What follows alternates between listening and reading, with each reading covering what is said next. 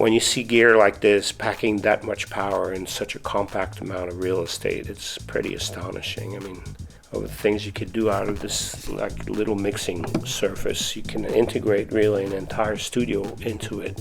Amazing at first sight. I mean, when I got to see the way the whole system was, integrated, I think all too often nowadays with a lot of software products, they're really good. They do a lot of things, but you need to go in the sub-menu option and hold the shift down, and while you do that, and it's becoming very difficult for people to get their creative juices flowing because they spend half their time navigating through menus. The designers obviously put a great deal of thought into the different scenarios that the mixer can be useful with. You could think of a situation where you come to a live gig and you're going to have your 4 USB channels taken by your full system with UR8 and TB3 or the vocal processor or whatever you decide to use, but that's going to take already 4 of your USB.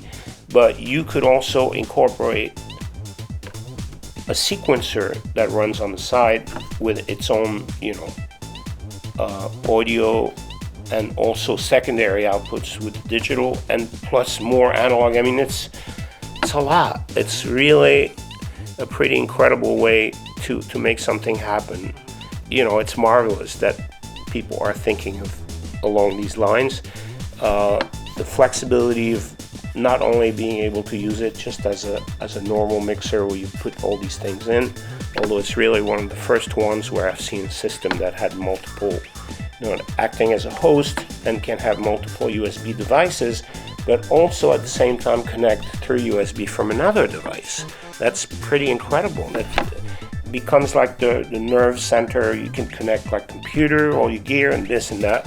But then, if you want to, you can turn around and just use it as a control surface to control the stuff that's in your computer. I mean, that's pretty amazing. There's one thing that I was really appreciating is that from the MX-1, I mean, I know it's just one port, but the idea that you can just like plug in one thing and then you derive bus power so that you don't even need to plug in the power outlet for your vocal processor, so you could just use it right there and then. I just really feel that in no small way, as far as being in the studio or making music, Roland is part of my life.